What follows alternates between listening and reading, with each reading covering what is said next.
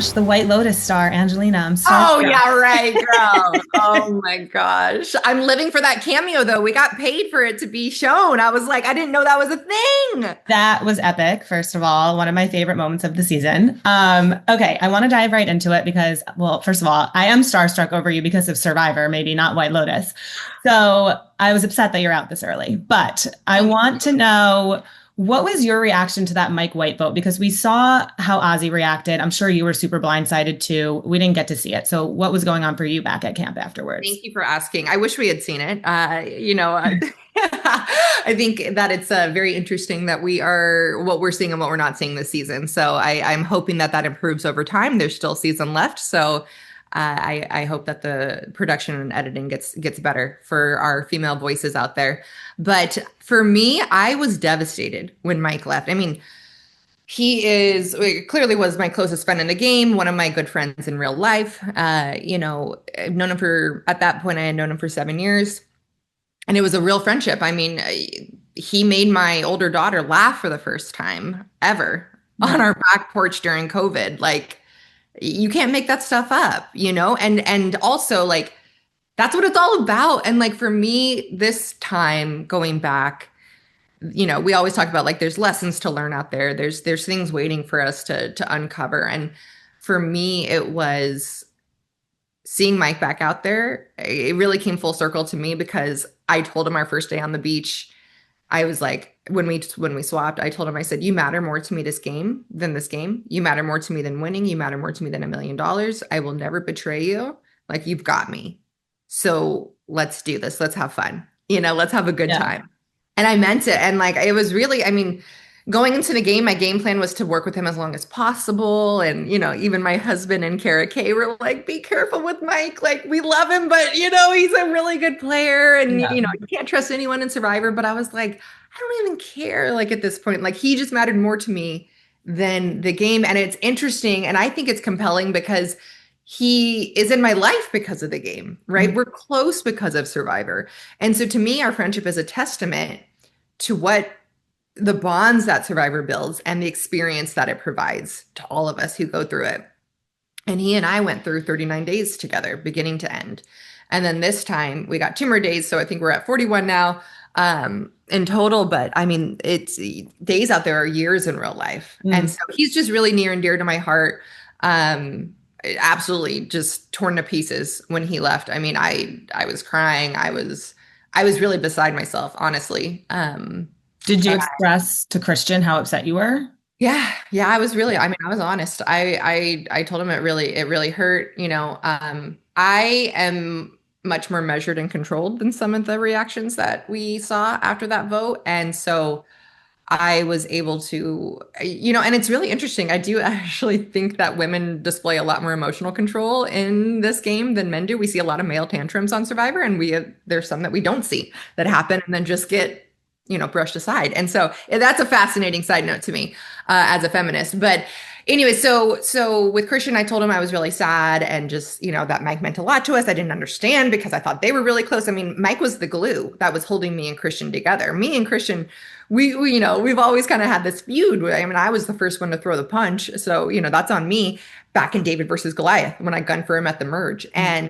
And then we came for him like 3 or 4 times, and so he owed me no favors. And so, I mean, all is fair in love and war. And he had every right to go after me. But I was just so shocked that he got Mike because they also had a very real friendship outside the game. Visits to each other's houses, to on location where Mike was working, constant calls, texts. I mean, 7 years and vacations together. I mean, it was, and so I think that Mike was just very surprised. And Mike is a very loyal person in real life and, very generous and just kind person. And so in every, scenario, Mike would have done the same thing. And I was really surprised that Christian decided to take him out when he did. Yeah. We had no disillusion. We knew that it was a liability for the three of us to exist in the game together. But my perspective, and I would say Mike's perspective too, is that he just did it way too soon. Like, why now, man? Like, let's get to the merge. Let's, be able to hold our heads up a little bit for our season and represent 37 and like just make it a little bit further. But I think he had other plans. He clearly had other plans. Well, once, Kristen did betray Mike in that way and going into this vote, I mean, like, again, we only see as much as the edit's showing us, right? So we didn't see you scrambling too much on the beach that day, but I can imagine that you didn't really think you were too safe going into this I knew I tribal. wasn't safe. Yeah. No, keep it down. Send help. Okay. Blink twice. I was blinking twice all over that beach. Someone come. No one was coming to save me. No, my first plan was to get Ozzy Mhm. to join me. And I knew Ozzy and Stephanie were together. And look, at that point, Stephanie had voted for me and Ozzy had voted for me. But I'm the type of player that like I'm flexible, right? Especially in season 50, you got to be able to look past that and not let your own self get in the way. And so I tried to go to them first and I was like, let's get out Christian. Like, let's justice for Mike. Let's get out Christian. This is crazy. He clearly will cut anyone. He doesn't care. He's playing a certain type of game. That's not someone you want to work with long term. They'll take you out in a second if you could take Mike out in a second, who was a real friend. And so that was my pitch. They tried to pretend like they were with me, but I could tell Ozzy's not a very good liar, so I could tell that Ozzy was not actually with me, and that's not a bad thing. I mean, that's a good trait to have, right? Whereas complete polar opposite, Miss Emily, that girl, Devil Wears Prada girl, that Emily is. She is the best liar I've ever met in my life, and in this game, I mean, as a compliment, like she was the best player on that Vatu beach. Okay. Like she's clearly not getting that shown in the show, but she was far more convincing than Christian, than even Mike, than definitely anyone else. And she was the reason that I went on with the Stephanie vote, is because she had me convinced that she was going to work with me. Mhm. And I didn't really have any other options at that point. I didn't have any allies in the game. I was kind of a free agent. And so I had to weigh, do I play my shot in the dark or do I take a gamble in the off chance that Emily's actually with me? And then I have, built a little bit of trust with someone going into a potential merge. I was going to ask, like, was shot in the dark an option for you? Like, were you weighing that? Yeah. I had it in my pocket. Yeah. I think like it's very subtle, but you see me like kind of holding my pocket when I walk up to the voting podium. And yeah, I mean, down to the wire, down to the last minute, I was like, do I drop it in? Do I do this? But it hits so rarely. I'm from Reno. I'm from Nevada. So like gambling in my mind is just like, it's a fool's errand. And I was like, I'd rather just see if Emily's being for real. Cause she was so convincing. Like literally that girl, I mean, she must believe her own lies because she is so good at getting you to believe that she's with you. So anyway, that was my contemplation, was shot in the dark or try to trust Emily, maybe take a gamble on Emily. And I decided to take a gamble on Emily. Obviously was the wrong choice with all of them stacking up on me, but the writing was on the wall. I mean, I was how many lives does a cat have? I mean, it was it was a pretty crazy uphill battle for me from the jump. I mean, I really felt like I had a bit of a false start out there with both my tribes. Were you aware of how close Christian and Emily were? Because that a lot seems to be coming back to the two of them. Yeah, no, for sure. They were seen as a duo. I mean, Ozzy referencing them as like as a couple, which I don't think is like the right word necessarily, but a duo for sure. They were very close, very just like, and they played other online games together, like the blood on the tower thing and that kind of, the blood on the clock tower, I think. And so we all knew that. We all were aware of that. And so we knew they had a friendship. And then obviously, like, you're at camp 24/7. It's like, you can see it with your own eyes too, that like, they just spend a lot of time together. They talk a lot together. And so that was of concern. And so that was another part of my pitch to Ozzy was like, hey, they're really close. Like, this is not a good thing for any of our games. And, I mean, I'll tell you, I know Ozzy's regretful of his decisions. He's told me that many times since the game ended. And I think that he realizes he chose the wrong team.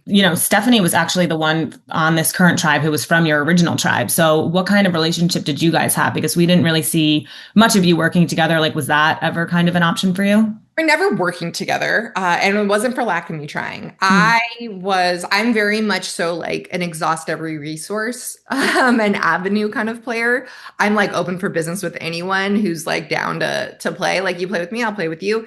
But I just wasn't really, I was kind of grasping at straws this whole season. And a big part of that was that there was like an older school alliance that came in, Colby, Stephanie, Coach, Some of those folks were already pretty locked in together, and amongst them, I was given a heads up that they heard I was like targeting old school players, which was completely false.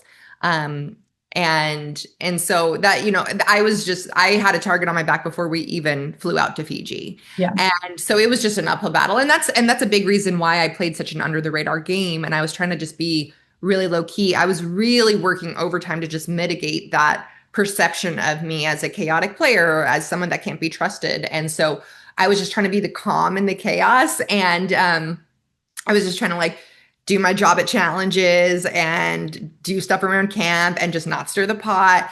And I knew that that would make for a quieter look back. And I was okay with that. I knew that going in. And I'm still okay with that. I didn't play the show to watch the show. I played for the adventure and for trying my hand at it again with some years under my belt, with motherhood now, with being a business owner. I mean, a lot of life has happened for me since David versus Goliath in a beautiful and expansive way. And so I wanted to come back and be that evolved version of myself. And I was. And I think that might have been incongruent with the story that the editors were trying to tell of Angelina of times past. Well, I absolutely loved it and loved that you got to hand over the favor that you didn't get last time and get the jacket up at the end. That was epic. So. We had to put a period on the story, okay? We had to let's wrap this up, okay? Let's do it the right way. Yes. Well, sorry to see you go so soon, but it was a pleasure chatting with you. Thank you so much. Thank you. Have a good rest of your day.